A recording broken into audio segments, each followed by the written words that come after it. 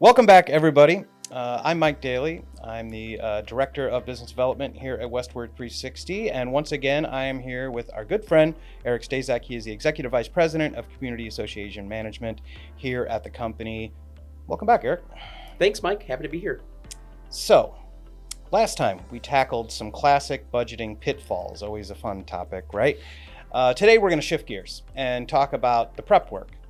From all your years in leadership here with the company, what should board members have ready before they dive into their condominium or HOA budgeting process? What's the starter pack?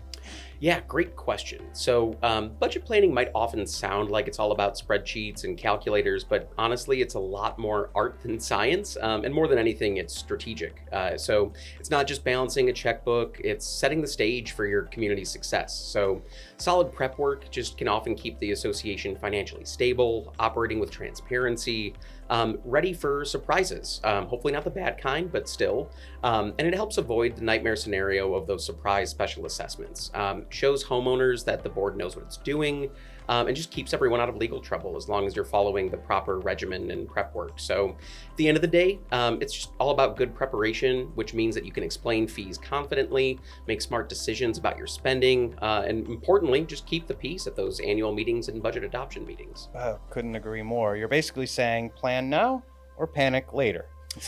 So let's get practical. What should boards actually gather up before budget season hits? What's the checklist? Yeah, absolutely. So think of the budget season like prepping for a road trip. You don't just grab your keys and just hope for the best. You need a plan and probably some snacks. I was going to say snacks are non-negotiable. Well, same with financial data. You need your essentials lined up before you even think about building that budget. So let's break it down a little bit. Well, let's hear it. What's the boarding pass folder, so to speak? Yeah, so first up, just the financials holistically. So boards need current year budget versus actuals. Often when we start the process in July or August, we're talking about reconciled statements through the end of June or end of July. So you want to make sure that you're seeing whether or not, year to date, are you on track, or did someone blow the budget landscaping wise and, they decided to plant palm trees in Chicago? It's a bold move. Palm trees in Chicago, Midwest tropical vibes. I love it. We've seen stranger, but seriously, comparing your budget to actual spending tells you where you're over and under. Pulling the past year's budgets is huge too. Whether you're a community that joined us in the last year or two, or just the clients that have been with us for a long time, we have a lot of good budget data from years past that we can incorporate into the process and the planning as well. So really it acts as like your association's financial diary, kind of, so to speak. So recognizing those patterns really matters. Okay, so that's the where we've been. What about the where are we headed part? Yeah, so that's where things like your reserve study ultimately come in. So it's not just a report to file away after you receive it and forget about it. It's really your roadmap for big expenses like your roofs, parking lot resurfacing and repaving, elevator modernizations, HVAC replacements. So we tell boards, treat it like it's a living document, update it every year or two. It can be really your crystal ball to avoid those, hey, surprise, we need $300,000 by next Tuesday moments. Yeah, those are less than ideal. So what else? Yeah, so on the financial statements, other reports that are often helpful are taking a look at your cash balances via the balance sheet, looking at your profit and loss statement, your cash flow reports, getting an understanding of the pacing of your expenses throughout your fiscal year, plus the actual bank statements. We always include reconciled statements and financial packets to our boards, but looking at that reconciliation report, knowing that it's matching the statements that are up on record for your community, it really ensures that what you're looking at is accurate and it's not a scenario where you think you have this, but you actually have that. Yeah, so no imaginary money. I like that. I got it. That's exactly it. And then on the vendor contract side of things, that's another really important one. So things like landscaping, pool service, if you have that amenity, trash removal, insurance, really anything that's your kind of recurring annual service of predictable costs, all of those day-to-day type things. You want those contracts handy, knowing when they renew, knowing what you're locked into. Often some of those agreements might include what the escalated pricing is for, year 2 of the agreement, or year 3 if it's a long-term one, or maybe you're, recognize that you might be overpaying on a certain contract and you want to take the opportunity to rebid that. You need to know when that period comes up. You need to know when you can get out of that agreement. So you don't like finding out that, pest control doubled their fee and no one noticed, and now you're locked in for another 12 months at that rate. Yeah, those little surprises add up fast, don't they? Yeah, and speaking of surprises, board should really have a list of just maintenance and project plans, any big ticket projects coming up, roof work, parking lot repaving. Get those quotes now. Don't guess, don't wait until the project's already started. So basically, have your home improvement honey-do list ready to go.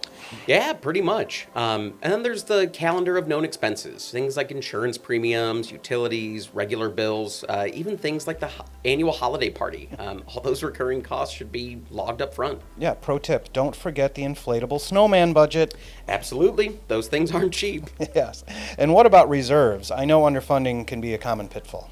Yeah, big time. So boards need their reserve fund details.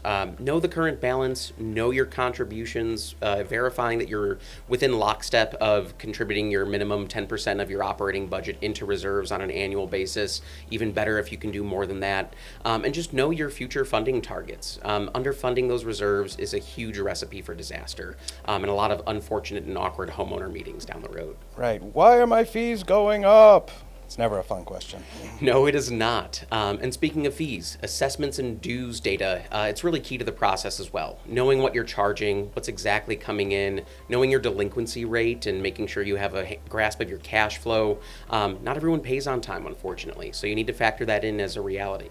Yeah, so a little financial cushion for reality. I like it. Yeah, no, exactly. And don't forget your utility and operating expense trends. Look at your past bills. Pay attention to inflation and vendor cost increases. Don't assume that prices will stay flat. In this day and age, they rarely, if ever, do. Yeah, my electric bill agrees with you on that.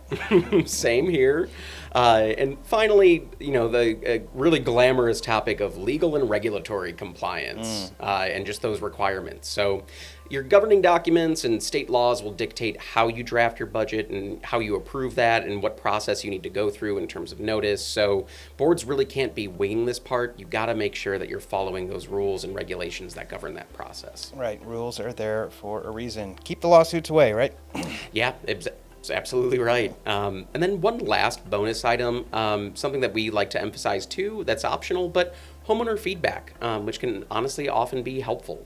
Sometimes owners have really good insights, whether it's wanting more community events or better lighting in the parking lot. It's worth listening. Ultimately, it's still a board decision at the end of the day, but having that opportunity for homeowner feedback, suggestions, and input can really just make the process feel a little bit more collaborative. Awesome. Well, that's a lot of prep, but it makes sense because budgeting is like building a house. You can't start without a blueprint. Yeah, that's precisely right. And if boards feel overwhelmed, that's okay, and that's where we step in. So having the right tools and the right partners like Westwood 360 just makes the whole process much smoother. So it sounds like Westwood 360 has the GPS for this road trip. That's right, we do. We really help avoid those expensive wrong turns that can happen in the process. So in short, get your documents, your data, your quotes, and your legal ducks in a row, and don't try to DIY it all. Use your experts and lean on us. So what I'm hearing is budget season isn't just a task, it's like a project. Like building IKEA furniture, only with fewer little Allen wrenches and more legal exposure. That's right. Although unlike IKEA furniture, we hope that nothing falls apart 6 months later. Wow, we are mixing a lot of metaphors here. Okay, well, let's move to the bottom line.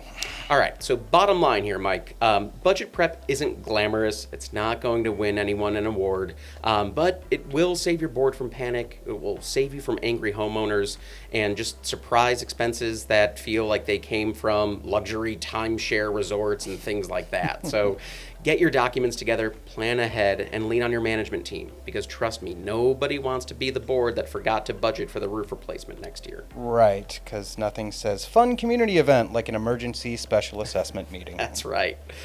So yeah, skip the drama, do the homework. Love it. Well, Eric, thanks again for walking us through that. And to everyone listening, remember, budgeting is just like flossing. Okay, one more analogy. Budgeting is just like flossing. Annoying? Maybe. Important? Absolutely. And if you skip it, everything's going to fall apart. Right. So, that's it for today's episode, Budgeting Without Tears. I'm Mike Daly. This is Eric Stazek. Eric, thanks for joining us. Thanks so much, Mike. And we are reminding you to plan early, spend wisely, and always double check if your landscaping contract includes palm trees. Until next time, yours in community. Thanks for watching.